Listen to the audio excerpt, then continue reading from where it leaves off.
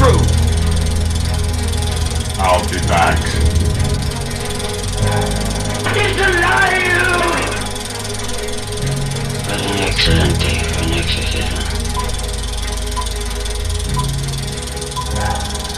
Hi, this is Joe, and this is the Film Joe Podcast, where film talk happens. 1, 2, 3, 4.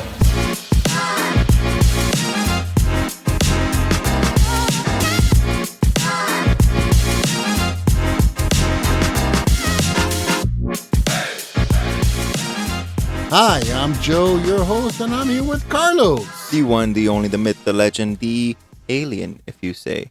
Ooh, the intergalactic being. Interdimensional being. Being, as in... Bean, as in freehold. Freehold, right. So.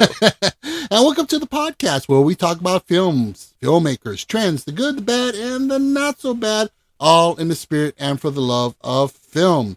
So, Carlos, we are headed out to space.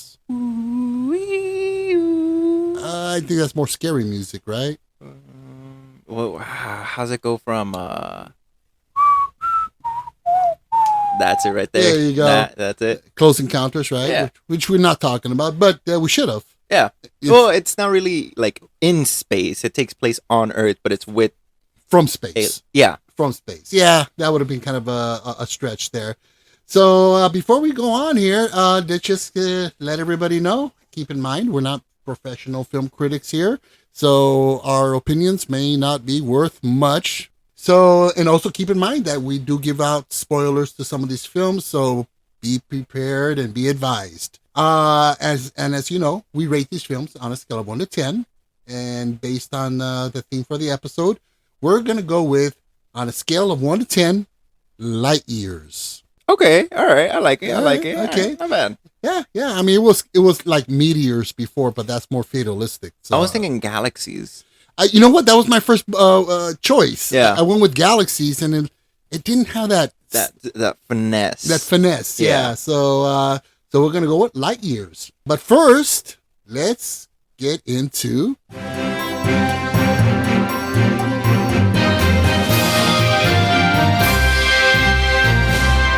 News bits. So, on the news, Netflix has just announced that they are going to end their DVD by mail service. They still had that?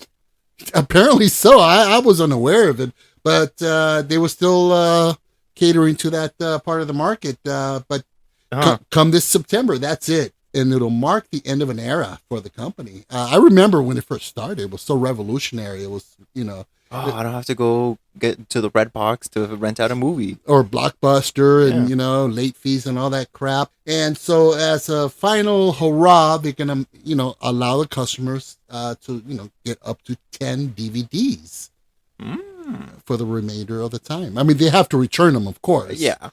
I would occasionally not return them. Free DVDs. They would say, oh, we understand. Stuff gets lost in the mail. Yeah. Yeah, of course it did. Yeah, I still have my copy of Goodfellas. So yeah, this is pretty much done. By September and October, it's done. Also, Zack Snyder has announced that they are going to release the first trailer for Rebel Moon. Okay. That's coming out on Netflix. Oh. Now, you familiar with this film? Of course, but the rest of the audience may not be. Well, let me explain then. Well, Rebel Moon started off as a script or spec script for a Star Wars film. And it was rejected by Disney. Okay. So most likely it meant that it was a good script. Yeah. For them to reject it. So what he did with the script, he kind of reworked it once it was, and took it to Netflix and created his own new sci-fi epic film. Hey, okay, not bad. Yeah, so it sounds pretty interesting. Also, I think you're going to dig this. Apple TV is going to have a new series titled Monarch, Legacy of Monsters. Godzilla. Okay, hell yeah. A new Godzilla series. By the way, have you seen the trailer for Godzilla Zero? No. Or Year Zero, something like this? No. Look it up. It has top-notch special effects like the modern ones, but it's straight from Toho. Oh. Toho Studios. I love Toho. It looks phenomenal. I don't know when it's coming out, but it looks incredible. But yeah, so Netflix, Apple TV's coming out with their own series. Yeah, okay. I'll watch it whenever it does end up coming out. Yeah, it sounds pretty good. I'm always down for a good Godzilla movie. That's my Godzilla. That is a solid Godzilla. Thank you, man. All right, so now to the watch report. What have you been feasting your eyes upon? What have I seen? I mean, I've been watching a bunch of the animes that I regularly keep up with. Okay. I don't think you want to hear about that. No, not really. No, yeah, figures. Jesus Christ, what do I have? Oh, I rewatched Zombieland 1 and 2. Oh, how was that? The second one was Zombieland Double Tap, right? Yeah. I have not seen it. Was that any good? It was pretty good. It wasn't as good as the first one, but it was pretty solid. Yeah, the first one was pretty trippy. I liked that one a lot. Mm-hmm. So, yeah, I was always curious about the sequel. It didn't do well. No. It didn't It was way too late. Yeah. So, what else? No, that's about it, honestly. Okay, well, it's more than Not a I whole saw lot. because I ain't seen jack shit. Oh, damn. Yeah, I just been busy all week. But I did catch a new trailer for Ahsoka, the new series. Oh, yeah. and stuff. So let's move along because that looked like shit. No, you know what looks like shit? Stno White. The new Snow White movie. God damn. Well, you know, what's her name? Ziegler or the Colombian actress. Yeah.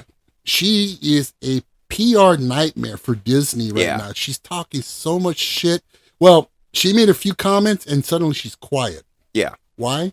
Because they told her shut the fuck up. Yeah, basically. Yeah, she's not helping the cause of that film. I mean, as it is, Disney is in a massive slump. Mm-hmm. Their remakes of their classic cartoons ain't doing as well. And this was kind of like their hope to kind of like come back. And it's gone. It's gone. I mean, I predict that without her opening her stupid mouth, It still would have done horrible. it was still, but this is not going to help the cause. No. So it would have done horrible, but now it's going to do sub horrible. Yeah. If that's a thing. So okay, well, what else? That's about it. I haven't seen shit. So what do you say we blast off into this week's episode? Blast off, yeah. All right. So space, the final frontier. No, okay. What? Time for space films about the beauty, the mystery, and the terror of man's final frontier. They've always fascinated viewers, since 1900 with Trip to the Moon. Trip to the Moon, yeah. Yeah. So our first film, we're going to go revisit our favorite xenomorph. I got signals, I got readings. There's something moving here. It ain't us. Get them out of there! Let's Game over, man. It's game over. Get away from her, you bitch! Decades after surviving the Nostromo incident, Ellen Ripley is sent out to reestablish contact with a terraforming colony, but finds herself battling the alien queen and her offspring. We're talking about Aliens from 1986, directed by James Cameron, starring Sigourney Weaver, Michael Biehn, Bill Paxton, Lance Hendrickson, and Paul Reiser. Now, it's been a minute since I've seen this. Good God, it's still a hell of a film. It's a great. Do you know how many times I've rewatched this film? Easily above 10 times. It's a totally rewatchable kind of film. Yeah. I mean, I still kind of like grasp my arm, the armchair, when I'm watching the film with the suspense and the tension. It's still a hell of a film. It's amazing. Oh yeah. I saw that in the theater. Lucky. Oh God, it was so lucky. amazing. I came out of there like, damn, that was a hell of a movie. Yeah. And what blew me away is that one thing upon this rewatch, though, I did notice that it starts off with this almost the same pacing that Ridley Scott set in the first one. You know what I'm saying? Yeah, where everything is okay, and then And it's it's kind of like slow. going back to normality, and then you're kind of catapulted back into Well, you get those lingering long shots that are kind of like wandering through this trippy little, strange music. It was very, very Ridley Scott. And I think that was intentional because at one point, this thing totally veers away from that and becomes its own monster, its own amazing film. Yeah. But I think that was really brilliant of James Cameron. The FX Jesus. Beautiful. For the most part, they hold up. You could tell there's some optics work in there. Oh, well, sure. But I mean, you look at the xenomorph queen. Oh, well, You can see all the the movement with the prosthetic and everything. well, it's all whatchamacallit, robotics and maquettes and everything. Stan Winston, the legendary FX man, that was his creation. There's this video, you got to look it up on YouTube, where they're testing it out. It's a full blown like a robot or something. You know, the inner skeleton, and they wrap it in black trash bags. Because just to see how to look on camera, but these things wrapped up in trash bags, and the movements, even in this homemade video, still look amazing. I mean, just great. It puts shame to any CGI computer generated garbage that comes out today. Yeah, I mean, it's just incredible. And Sigourney Weaver, kick ass as always, man. Oh, man. Oh, beautiful. And did you know she was nominated for an Academy Award? Off of the Aliens? Yeah. Jesus. Well deserved. Oh, yeah. In fact, she was the first actor to receive a nomination for a science fiction film. Because the Academy, they got such a big bug up their ass. They're like, oh, it's science fiction. It's not serious. Yeah, but they gave her the acknowledgement. And not because she was a woman or anything, but because she was a damn she good... deserved it, dude. Oh, she was incredible. And another thing that I loved, I mean, was Bill Paxton. The late, great Bill Paxton. Oh, my God. Game over, man. Oh. Game over. So annoying, but you just can't get enough of him. Yeah. I mean, even when he's dying, when the alien is grabbing him from I think from the ceiling or under the ground. From the ceiling, yeah. From the ceiling, he's like, oh yeah, get some of this, yeah, motherfucker, and he's shooting at him. He's still giving attitude as he's getting eaten. One of my favorite parts of the film was Bill Paxton. Yeah, he just added something else to it. And, you can't beat those great lines. It had a few really classic lines like, get away from her, you bitch. Oh, yeah. Game over, stuff like that. I mean, it had a solid script, really good flowing dialogue throughout the whole film. I mean, not only that, all the action was kick-ass, too. Oh, yeah, and it was well-paced. It was solid. It's, I guess, you can have great action sequences, but if you don't have that stitched together with great dialogue or a good storyline, it's just a bunch of action sequences. And Cameron really does weave these things in together very well. I mean, down to the camaraderie and the interaction between all the colonial Marines. In fact, like most films, they're not shot in sequence, but the scenes where the colonial Marines, it's one of the last parts of the film that they filmed. He wanted to get them all together and so forth and just hang out, and just film the rest of the film. That way, by the time you see them kick ass and getting into that interaction between them is so natural. It's more genuine that way. It's more genuine because they all did really get along. And, Bill Paxton, was really instrumental in kind of being the glue for the whole crew because he was just such a funny guy and just a genuinely a really nice guy. A good person to work with. Yeah. And in fact, Game Over, man, we're on the express elevator to hell going down. All that. That wasn't in the shooting script. He just ad-libbed it. He ad-libbed it. Man. He did it just right there on the spot. Hell right yeah. there on the spot. But, just so everybody knows, there's two versions to this film. There's the director's cut and then there's the theatrical cut, which I've seen both. Okay. And usually, on very rare occasions, is the theatrical extended cut worth it. Okay. The Abyss, also by James Cameron. Yeah. There's an extended version. It's not bad, but it really doesn't add anything to it. Unlike, say, Lord of the Rings. Nah, see, I'll watch Lord of the Rings extended version any day of the week. Yeah, well, it'll take an entire week to watch them. I did a marathon between all of them, from not including the Hobbit films, and it took me, pretty much an entire day.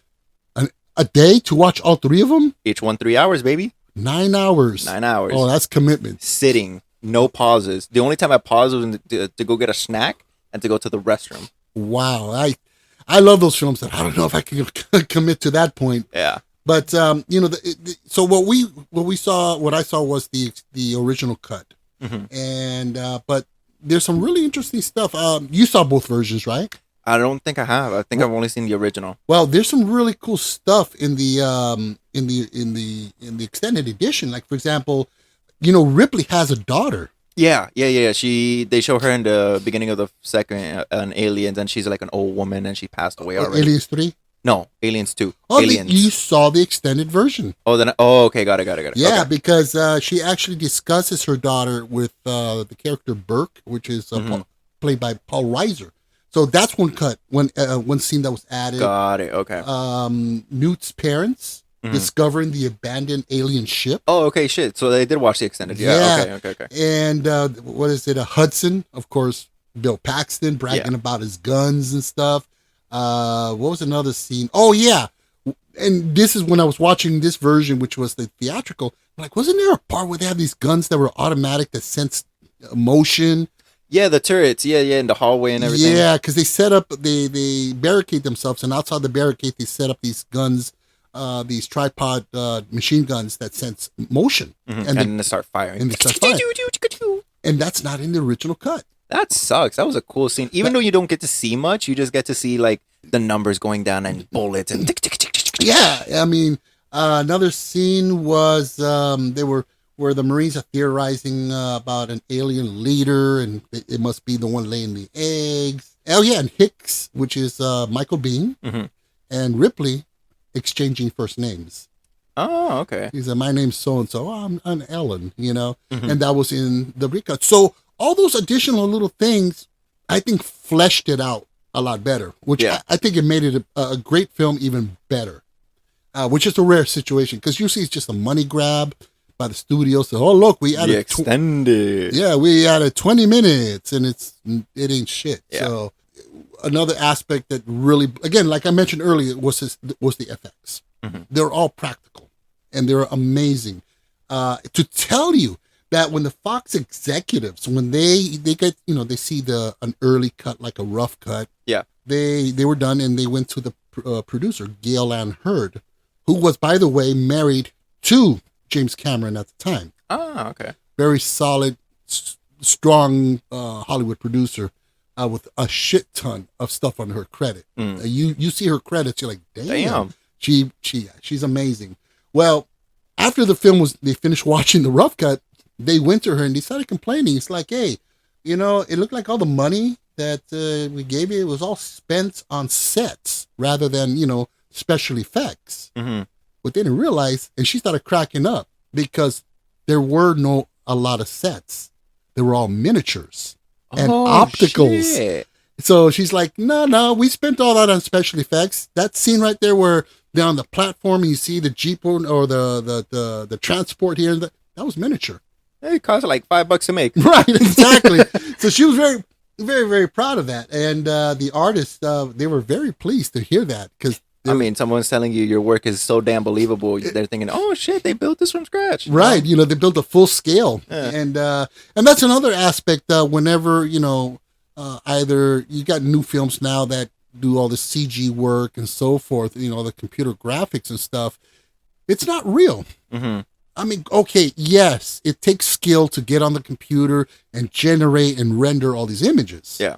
But what about these guys who designed it on paper and get it built with nails and screws and wood and stuff like that? It doesn't compare. And what's funny? Like, I remember hearing like in an interview about, or like with I think it was a head of a visual effects studio, right? And they were asking him, why do you think that visual effects in cinema today look so crappy? And he answered, because let's say, you've never seen The Flash, and you're probably never going to see The Flash. I would not recommend you to watch The Flash. But the CG in that movie is god-awful and it's atrocious. They asked him, what do you think about a movie like The Flash with its, less, but it's lesser than average effects? And he said, because these movie studios are pumping out movies every single year, they don't give a huge timeline for the visual effects studios to be able to make something that they're proud of. They need something quick and they need it fast. That makes sense. I mean, it's almost like fast food of movies. Yeah, basically they're paying for the visual effects studios to do this so quickly that they have to just kind of rush everything and make it look not so great. and you can tell. You can definitely tell. I mean, when you look at something like Aliens or even the first Alien or Star Wars, the Star Wars, not this other garbage that's coming out now. Yeah. It's there's blood, there's sweat, there's tears, there's soul in everything you see. It's not some guy, you know, drinking a Red Bull in front of his computer 4 a.m. in the morning, you know, at the studio. Yeah. These are, you know, real, it's the human touch. And I think that's what's missing in a lot of these films. And you watch a movie like this, and you see it. You definitely see it. I mean, the whole scene where they, oh God, what was his name? The cyborg dude. Bishop, where it's in the last action scene of the movie where they completely chop his body in half, and you see all the cyborg guts. Yeah. Mwah, I mean, chef's kiss, and man. And that would be done with computers today. Yeah. And there's no need to. I mean, you can taste the android milk. Ugh. Okay, that sounded wrong. Yeah, nobody wants to taste android milk. Yeah, but you get what I'm saying. Sure. You can feel the texture. You can smell it. Because it's real. It's tangible. Versus, oh, that looks cool as a computer effect. Yeah. Versus, oh, that's nasty. That must have been all over the place, you know? Hard to clean up. Hard to clean up because it's real. And it does lend to that authenticity. Again, so there was a lot of special, but you know what? The budget, surprisingly, was not that high. The budget at the time was about $18.5 million. Okay, damn. Which is in today's dollar a little bit over $52 million. Okay, so it's not. Well, that's pretty low for a major studio project. A science fiction film with tons of special effects. That's $150 million today if they were to do it. All with computers. Yeah. You know, so you're looking at $52 million in today's dollars. Now, the box office at the time of release was about $185 million, which is about $516 million today. So it was a very, very profitable film. And possibly, in my opinion, the best. Oh, here we go again. Is it the best Alien film? Personally, yes. But you look at the original. Okay. To be fair, the original is great. You don't get the action that you do in the second. You get more of this like thriller of right. Where's the alien? Right. Where's the alien? And you watch it. I guarantee you sit there going, "Oh man, you know what?" Because it's a different experience. It is. And that's what was the brilliance behind Cameron's guidance on this film. He started it off as an alien film, kind of gearing you into it. It is kind of like Ridley Scott. And then it's like, fuck it. It's a James Cameron film full of action and testosterone and estrogen. Pow, pow, pow, pow, pow. And estrogen because, hell yeah. And let me tell you, man, Sigourney Weaver, Ripley, chef's kiss. Oh, yeah. Badass. Well, Cameron, he was a true feminist in the truest sense. Not this neo-feminism bullshit that's going on today. I know I'm going to probably get a lot of hate for this. But what's going on today is a bunch of horse shit. Yeah. You know, where we're being force-fed. Look, the strong woman. Look, the strong woman. Yeah. And, whereas Cameron just gave you a character who happened to be a female and shows her strength. And not at the cost of men being made to look stupid or weak. You know, the women don't need men because men are stupid. They hold us down. No, they're equals in this. You know, women are equals in Cameron's films. Look at Titanic. Look at Aliens. Look at Terminator. Oof. She was an equal as an action star, not because she was a woman, because she was a badass. So, and that's the central focus that I think is lost today. Now, bear in mind, I don't like Cameron as a person, or at least from the interviews I've seen. Yeah. He's an arrogant, egocentric, I am God kind of director. But you know what? He's a damn good director. And so as far as him portraying women with strength, with the maternal strength, which, by the way, being a mom nowadays is considered a bad word, because, why does woman the only thing she's good for is to give kids. You're right, No. No. The maternal strength is one of the most powerful strengths that exist in humanity today. Yeah. Don't piss off a mom and don't mess with her kids because she will castrate you. Yeah. She'll kill you. I saw this really interesting TikTok, just real quick, before we get into reviews. It was basically, I don't know her name, and I wish I knew it, but she does bring up good points. She's talking about how Disney has created this very, powerful character, Captain Marvel, right? Mhm. She's the strongest Avenger. She's the greatest one, and she's invincible. What's her struggle then? What are you gonna want her to overcome? What do you want to see her achieve? If she's already the top tier Avenger, Mhm. what else is there to do? Well, part of the character arc of the hero's journey is his fall or her fall. Spider-Man 2. All Spider-Man. Great man, great fucking movie because you saw him depressed. You saw him with everyday struggles.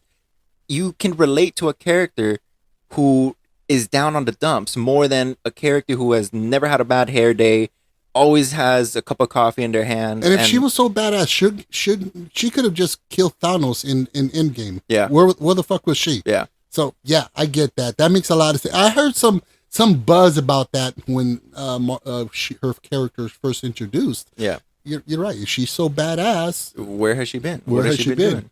And versus someone like Ripley, who is just Ripley. She is just herself. Well, she's vulnerable. Exactly. And her vulnerability, that's where her strength is born. And her maternal instinct, her instinct to survive as a human being, just a solid character, very awesome. So let's get into reviews and ratings on this. Yes, sir. Alrighty, so audiences surveyed by CinemaScore, they give this an A in CinemaScore. IMDb is sitting at an 8.4. Metacritic, 84%. Okay. Rotten Tomatoes critic score, 98. Certified percent fresh. Yeah. 98%. And audience score, 94%. Letterbox, 4.2 out of 5. So definitely solid numbers. And to me, one of the best sequels ever made. Easy. And the other one being? Godfather. No, Terminator 2. Yeah. Yeah. Well, Godfather is a damn good movie, It's a too. damn good sequel, too. Yeah. So, what makes this movie work for me is the score, how it pounds in your chest, the score, which is amazing. I forgot who did the score. I love the pacing. My ratings on this, Oh.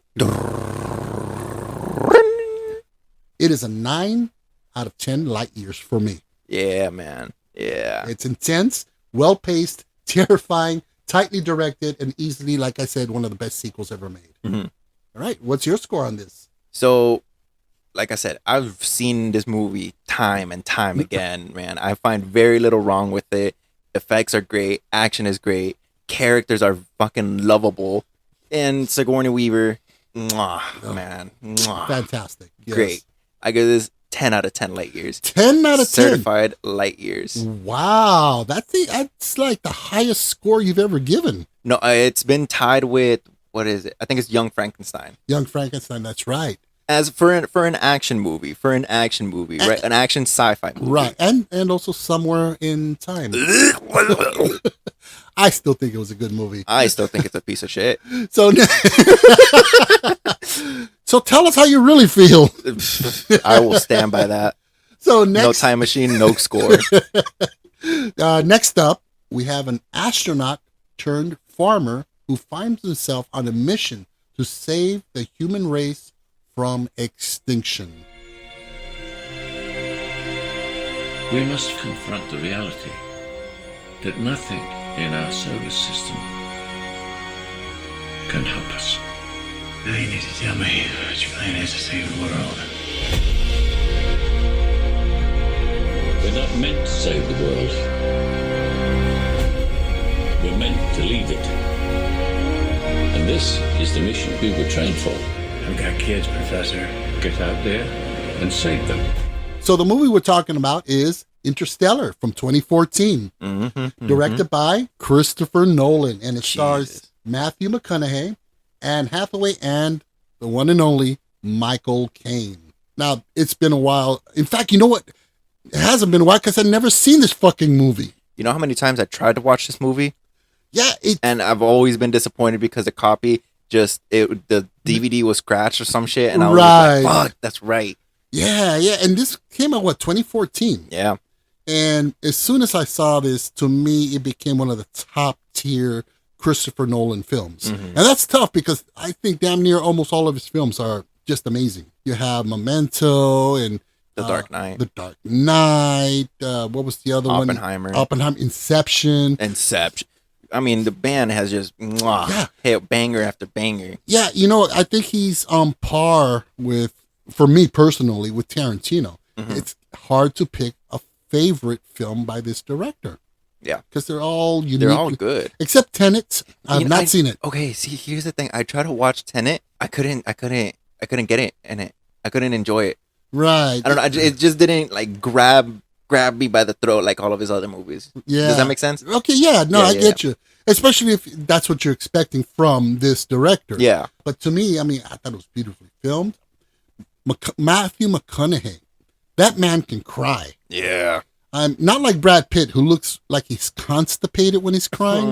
All due respect to Brad Pitt. Yeah. And it has a really intense buildup. It really scales it up towards the finality. It has you guessing at every turn. And a really nice touching twist in the film, which is because the little girl, or his little girl, is getting messages from the beyond or something. Them. Because the whole gist of the film is that the climate here on Earth is getting unstable. There's massive dust storms and crops are dying out. So we need to find another planet, and that's where they recruit him to pilot this spaceship to find a new home. Throughout the whole movie, the little girl's getting messages she thinks from a ghost. Like through books and Morse code and stuff like that. And it turns out to be her father in the future. Years in the future. Now, it sounds confusing as hell. But when you watch, the thing about Christopher Nolan is that he does these very intricate explanations and everything else to really make sure that you understand. And even if you don't, you still enjoy it. Yeah. And that's where he works on a multitude of levels. He'll go, I kind of don't get that concept of wormholes. I'm not. But, what a beautiful story. And I get the gist that he's just trying to get from point A to point B. Yeah. So there's only one other source that was like that, which is Michael Crichton. He wrote Jurassic Park. And if you've ever read the book, you haven't read the book, right? Nope. Very technical. A lot of science. A fuck ton of science. But you still enjoy it. And that's a skill. When you can feed somebody science and hardcore trigonometry and geometry and all this shit, and you're going, like, whoa, I think I understand it. No, I don't, but it's still cool. Yeah, you feel, after reading the book, you feel like you got a PhD. Yeah, exactly. In fact, to create the wormhole for the film, he collaborated with Dr. Kip Thorne, and he brought him into the FX crew. Oof. Yeah, so you got this doctor, astrophysicist, to work with the special effects crew and guide how theoretically a wormhole would function, how it would look, and it shows. I mean, you know what's funny? When we were first talking about doing Interstellar, you remember the conversation we had where I told you, imagine dedicating your entire life to theories and astrophysicists, and going through the years and years of studies for a PhD, and then a movie director approaches you and says, "Hey, you look pretty smart. We're doing a movie about black holes and shit. You wanna be the technical advisor?" You're like, "Oh hell yeah, oh, fuck yeah, man! Yeah, I need a break from the theories. Yeah, and make them quote unquote a reality. Yeah. Now, the black hole itself and a lot of the space stuff, it took over 100 hours to render this black hole. Basically, the program, when all the data, it reached 800 terabytes of data to do this black hole. Jesus. Now, again, I'm not a big fan of a lot of CGI because I think it's overused and it's just superfluous in films. But I loved it in this. Exactly. It added. It did. And I think it was the only way to get this across. That Spielberg was also, he was attached to direct this for a while. Okay. Okay, I could have seen it. Yeah. I don't think, it would have been more like you would have got a wider story with the daughter and the dad. I think he would have he would have made it a little more sugary. Yeah. I mean, I love Spielberg, don't get me wrong, but it would have been a much different film. But the script was written by Jonathan Nolan. Oh, the son, right? Christopher brother. Nolan's brother. Yeah. So Spielberg had to drop out because he had other projects to tend to. It was at that point that Jonathan Nolan went to the studio and said, "Hey, I think I know this guy who can direct this really well. Mhm. My brother." He got Christopher Nolan the job. And but yeah, I mean, it just looked amazing. Even the giant dust clouds, they were created on location. That was not CGI and computer. How the fuck do you just create a dust cloud? Well, what they did was they used like large fans to blow cellulose-based synthetic dust through the air. Right.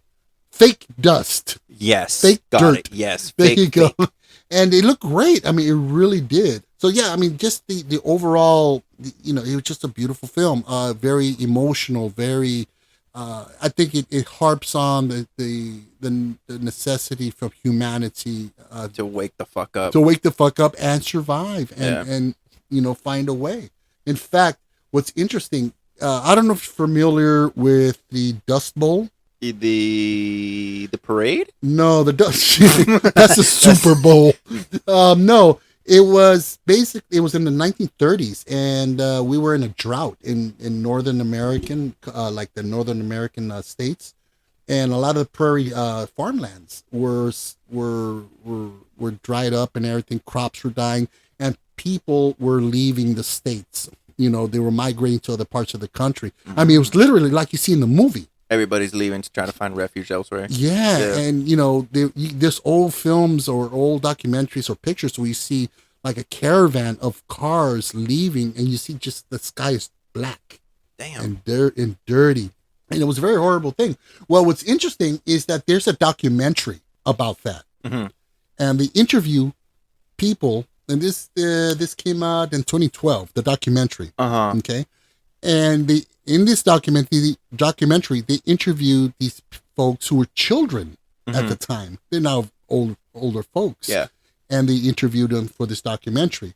Christopher Nolan used those actual. Is that what that was? Yes, they came from an actual Damn, documentary. Okay. And the stuff that they're talking about is very relevant. In fact, that's what inspired The- Nolan to get, or Christopher Nolan's brother to write this. Mhm. Was that the whole Dust Bowl thing that occurred in the 30s? You know, I was always thinking about like, who the fuck are these people? Yeah, they're the actual survivors. Of the Dust Bowl back in Yeah. the 30s. Damn. And you know, I remember when I was watching it initially, I'm like, wow, that they seem like real documentary interviews. Yeah. because they were. They fucking were. Wow, I mean that's amazing. Special effects and all. The budget at the time was about 165 million, which is about $213 million today. Sounds about right. Right. Box office at the time was 701 million, Fuck yeah, man. which is close to $1 billion today. I want this movie re-released so I can go watch it 10 times. Oh, I would definitely. I'm so sorry to myself that I didn't catch this in the theater. This is before my movie carrying days, so back then Wow. I was, Jesus, how old was I? I was 15 at the time. Yeah. You were still what? High school. Yeah, you were still stuck on Captain America and. I mean, I still am, but, you know, back then I just didn't care about movies like I do now. Well, they were better. Yeah, The Marvel Marvel films movies were a lot better back then. Yeah, but yeah, it's just and watching it, I'm like, why didn't I see this sooner? This is an amazing film. It's not a good film. It's a great That's film. a damn good film. Audience polled by CinemaScore gave this a B+. Mm-hmm.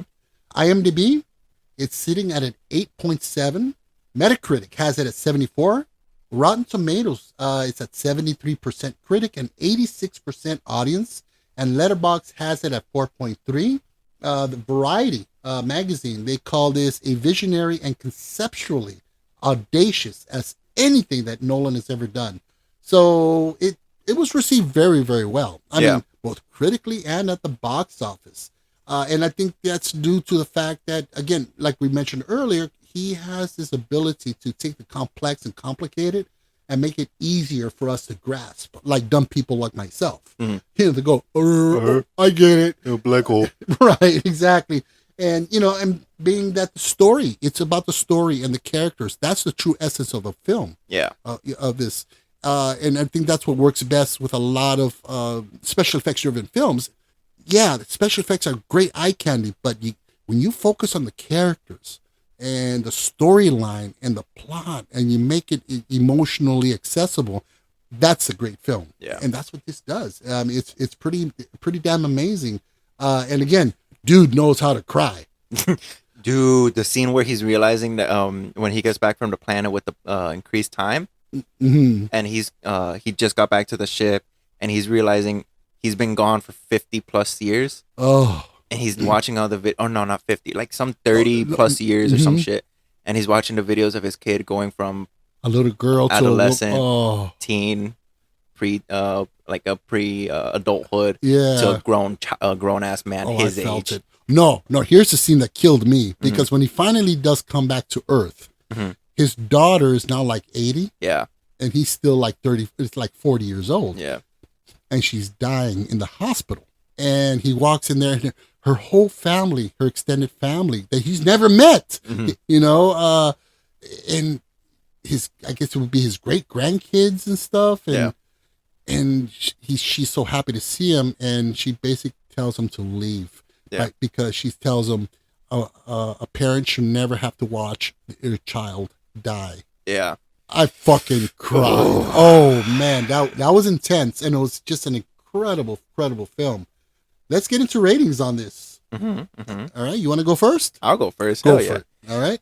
So my whole thing is, a good sci-fi film is either one of the two, right? Or maybe even both. Action-packed with the good, understandable science fiction weapons, technology, creatures, some of the sorts. Or it's a science fiction film where it's thought-driven, and it makes you think, and it leaves you with the lingering thoughts. That's right? The most important, yeah. And that's chef's kiss, man. Christopher Nolan makes it very fucking easy to understand things you've never even heard of, likely.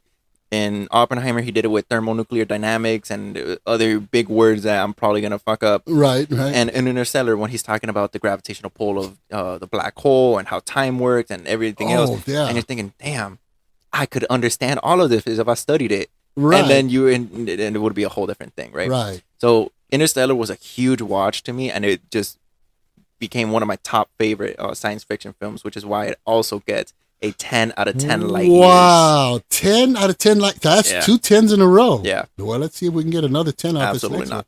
one. Okay. Well, for me, I found it beautiful and heartbreaking and extraordinarily emotional. Matthew McConaughey, he brings out the story and characters with this, his character with just such depth and emotion that you feel for him. Christopher Nolan, he directs this thing with the skill of a virtuoso. Yeah. I mean, he's a master. And that's why for me, it's a 9 out of 10 light years. Solid films. And now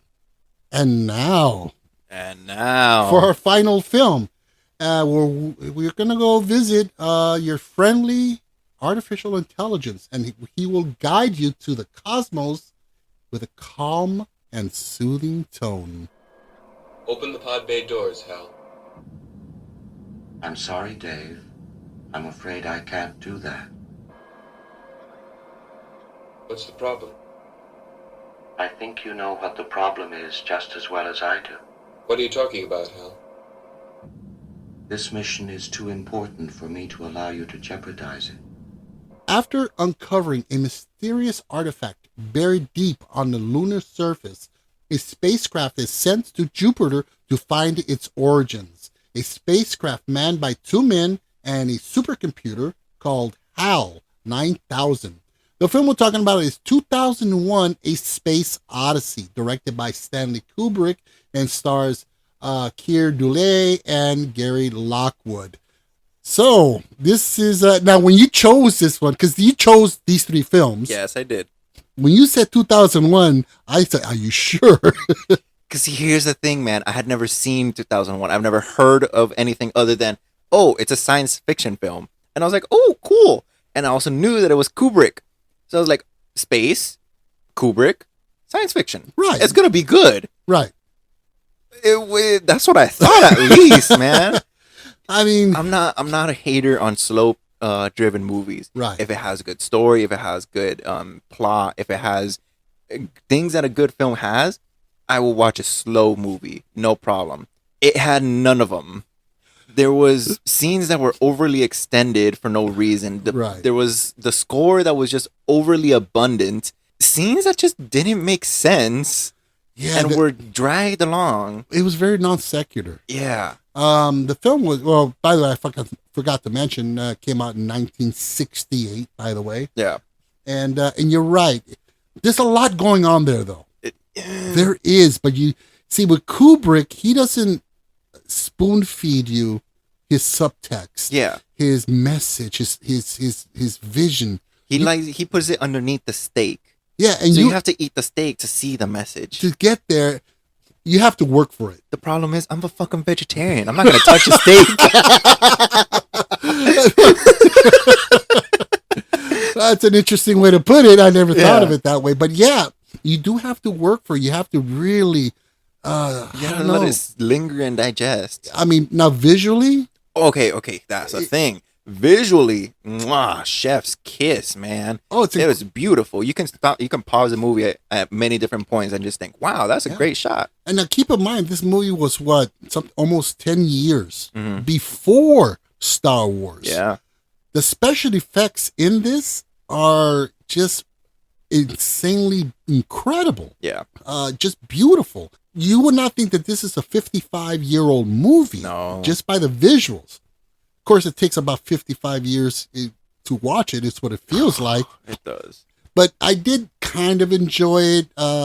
The interaction between Hal and the astronaut, and Mhm.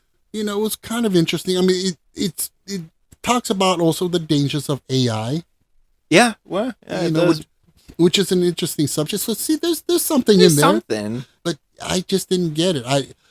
It is a film that, as a cinephile, I do believe it's required Yeah. to watch, because Kubrick is an incredible filmmaker, very complex, very strange, very intricate. Mhm. His most commercial film, I would say, was The Shining. Yeah. That's as commercial as he got. But you want to top this one? Watch a movie he did called Barry Lyndon. Okay. That one will just make you want to jump off the roof Jesus out of Christ. boredom, to just get some level of excitement. I know there's people out there who probably think it's one of the great films ever made, yada yada, but it's boring as fuck. I saw that in film school, and it was around the time we were discussing lighting. Mhm. Yeah, we were covering that aspect of production, and the whole gist is that the film was not lit with traditional lighting. Okay. It was all candles. Interesting. Yeah. So literally, instead of, because film lights are measured in candle power. What? Yeah, For real? for real. Like Okay. a 500K. That's 500,000 candles. Okay. Candle power. They're like horses. It's like horsepower. Yeah, exactly. It's like, okay. And okay, sure, man. So he took that shit literally. He was okay. We'd use a 1K light here. Okay, so that's 1,000 candles. That's a pain and a fire hazard. And the fire, but the beauty about that is that he was able to manipulate the light a lot easier by the placement of the candles. Mm. You get it? Okay. And plus also the ambiance wind or whatever kind of makes it flicker a little bit. So it was beautifully done. It looked really great. Just like this, it looks beautiful, but oh my God, There's not much else to digest there. there's not much. But I tried. I mean, I seen it, believe it or not, I saw it twice. I'm so sorry. Yeah, the first time I saw it, I was maybe about 16. Mm. And Oh, you were dead asleep then, right? well, yeah, I mean, because at At 16, 16 years old, you're not interested in yeah, Space Odyssey. You're interested in Star Wars. yeah, you're interested in Rambo and porn. That's all you want to do, Yeah. you know? Rambo porn. Rambo porn. Ugh. Mm. Yeah, that's weird. But so it was way above my head. So about 10 years ago, 15 years ago, I saw it again. Mm-hmm. And I was able to appreciate it Mhm. on the artistic aspect. Yeah, sure. The aesthetics, it was the symmetry of the camera positioning. It was just incredible to look at. But and I kept catching myself going, "Wow, this is not an old. This is at the time it was 45 years old. The film, Yeah. it didn't look it, and it still doesn't look its age. But it is a very slow. It takes patience. As far as Kubrick go, I like Kubrick's work. Clockwork Orange, which we may cover eventually. Yeah. Did It's not. good. Did you see it? I've seen it. Yeah, I didn't like it. You've told me about it. Yeah, I didn't care much, but I do see the brilliance of Stanley Kubrick's work, Yeah. and you see it on this film. The opening scene with the monkeys are like, they discover The power of tools. the and power of everything. tools and weapons and killing. This whole cyclical evolution Yeah. that we go through. And then when they find the monolith and they try to beat the shit out of it, right? Or something. Something like, no, they like bask in its glory and they Something just like cuddle that, yeah. around it.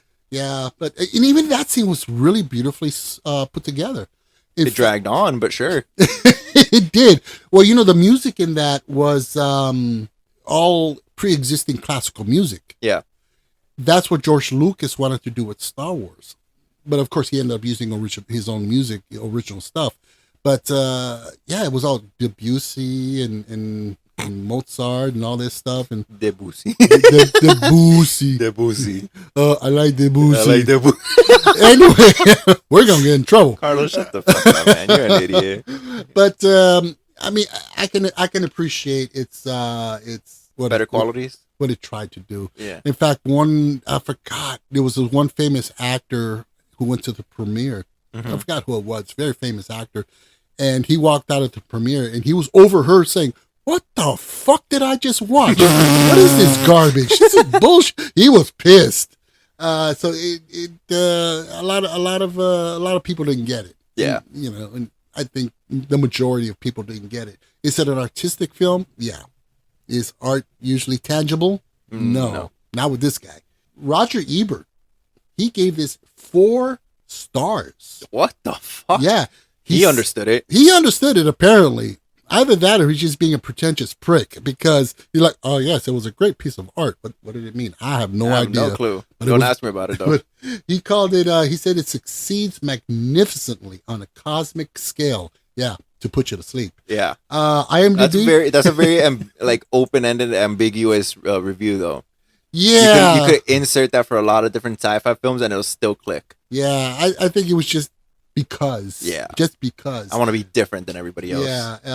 IMDb has this sitting at a 6.4. Metacritic, get this, 22%. Yeah, that's fair. Because it did open mixed. It really did. A lot of critics just didn't feel that vibe. Rotten Tomatoes, critics score 37%.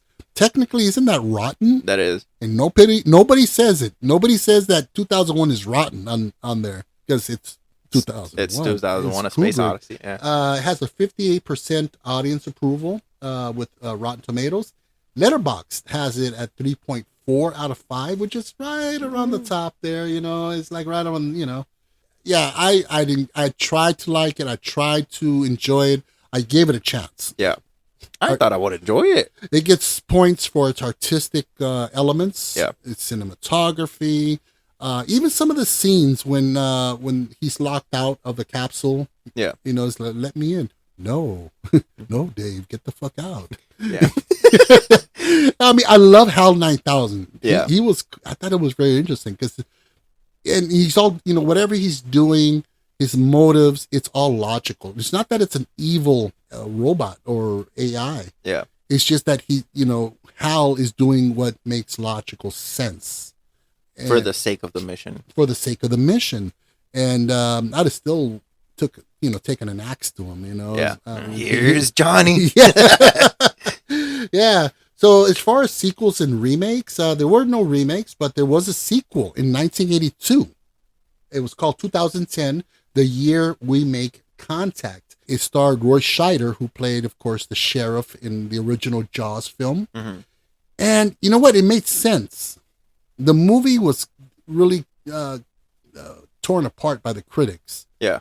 Because by that point, there had been a renaissance of appreciation for 2001. Okay. It's a classic. It's an accomplishment. Yeah. But so this one, it's more simplistic. It's more linear. It makes a little bit more sense.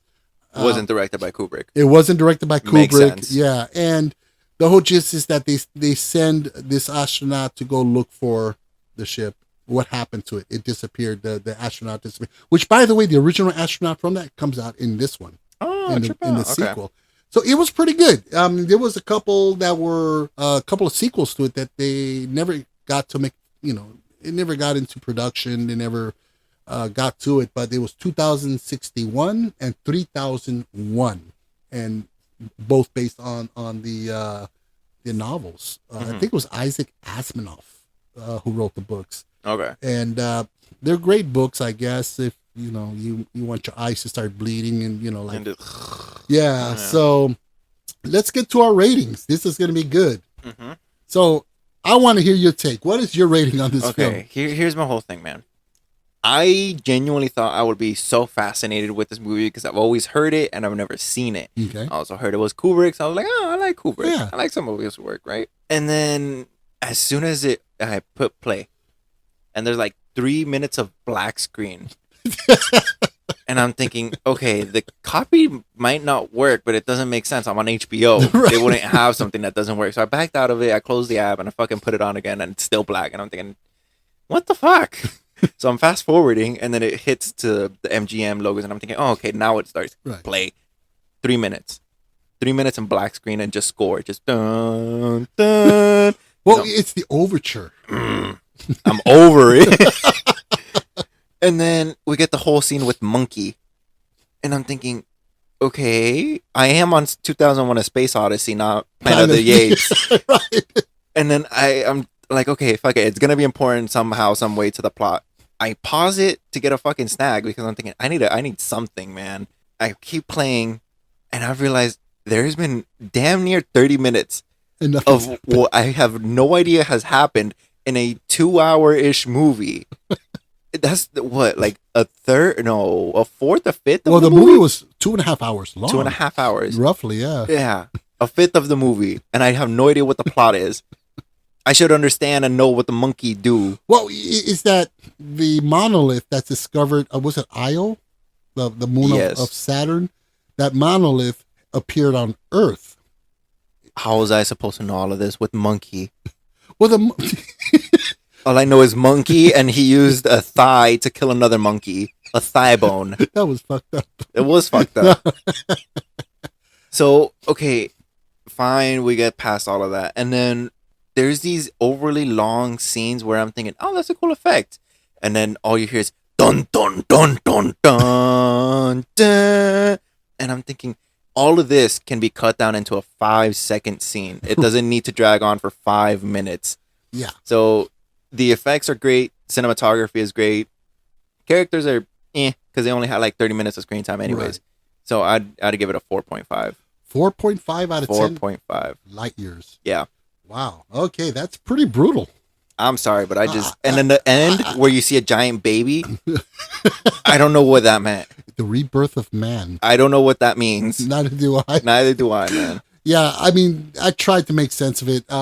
So for me, I mean, it's a spectacular looking film. That I will not argue. And there's a lot of profound things going on in the film. Subliminal and whatever the case may be. So subliminal. Subliminal? Subliminal. That we don't even see them. We don't even see. They're so well hidden. And, maybe they say, you have to watch it more than once. No. God, no. No. But to me, I felt it was just kind of like pompous art. Yeah. Thinking that it was more grand than it really is. A little bit too full of itself. Again, visually, cinematography, the music, FX were just phenomenal. Way ahead of this time. But it dragged. It was too slow. And it was not really a linear storyline. Yeah. So I'd have to give this, and I give it a little higher because of the visuals and the technical accomplishments. Yeah. It's an important film in that capacity, in my opinion. True. Yeah. So I give this a 6 out of 10 light years. You know what? I'm not even gonna argue with you just because the effects do hold up really well and they look great. Yeah. So I get it. I get yours. I get yours 4.5 Yeah. because you just feel like going to the nearest brick wall and pounding your head. Yeah. Because I was glad when the movie was over. No offense to Kubrick. No offense to anybody who loves this movie. Yeah, and I'm sure there are Oof. people out there who love this film, and but it just for me it got away from me. Yeah. So for those of you who like these kind of films, space films about exploration, and that's the great thing about space films, that you can go anywhere. You can have a comedy, a romance, an action, a deep, sociological themed storyline. Science fiction space films in general can go anywhere. Yeah. And that's what makes them so great. They're not bound by a specific type of story and character and so forth. It's just wide open, almost like an endless frontier that space is. Yeah. So if you like that kind of stuff, I would recommend Star Trek 2 through 4. Okay. And that was from 1982 to 1986. That's 2, 3, 5, 2, 3, 4. Yeah, 3 films. Great films, really a lot of fun, great science fiction, makes you think, but you have a lot of fun with that. So I recommend those. Okay. Galaxy Quest Okay. with Sigourney Weaver Hey, again. and Tim Allen Oh, and Alan Rickman. Alan Rickman. Why do I know that? Snape Oh, from yeah. Harry Potter. Yeah. Great film. It's such an it makes fun of Star Trek, Mhm. but in a loving way. Got it. Okay. And it was such an awesome film that hardcore Trekkies have adopted this as a Star Trek film. Trip out, man. It is great. Oh, yeah. You will laugh your ass off. It is funny and it's great. Also, another one I would recommend is a film called Outland Mhm. with Sean Connery. This is from 1981. And the story is of this sheriff who's in a mining town and there's corruption and he's trying to clean up. But the people who he works with, other sheriffs and other law enforcement, they don't want this shit cleaned up. So he has to fight off these corrupt sheriffs and half the mining town. Got it. Sounds like a Western, doesn't it? Yeah, a little bit. Well, it was a Western. Oh. But due to the popularity of Aliens or Alien at the time and Star Wars, they decided, well, we can Let's make it space. let's do it in space. One rewrite and it's space. And it's the same story. And Sean Connery, he's the man. Yeah. It's kind of a slower paced kind of action. It's not really an action film, but it's more of a suspense thriller. But it's well paced and it's a good film. It's one that's just kind of disappeared through time, which I highly recommend. It's called Outland from 1981. Nice. All right. So what do you say we start wrapping this up? Wrapping it up. All right. So join us next week. We got some good ones coming up. We're going to talk about films.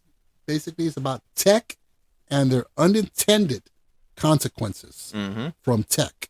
We're going to go with a film called Short Circuit from 1988, starring Ali Sheedy, about a robot who is struck by lightning and he believes that he is alive. Yes. And he was originally designed to fight wars, but now he loves butterflies.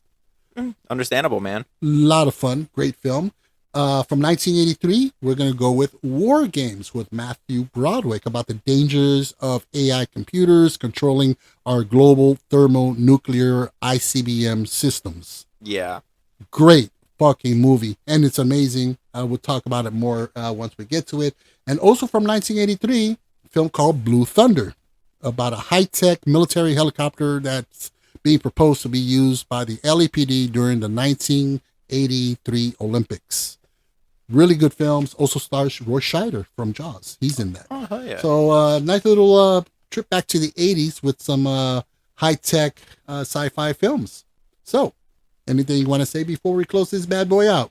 I was only going to say this at the very end because not to jinx us, we have done this episode in one take.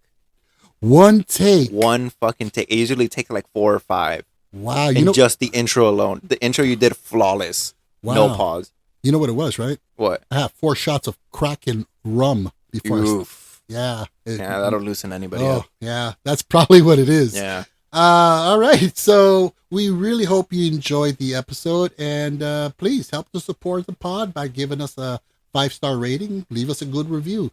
Another way you can support us is simply to subscribe and or follow us on Amazon, Spotify, iHeartRadio, Deezer, Audible, Boomplay, or wherever you get your podcast fix.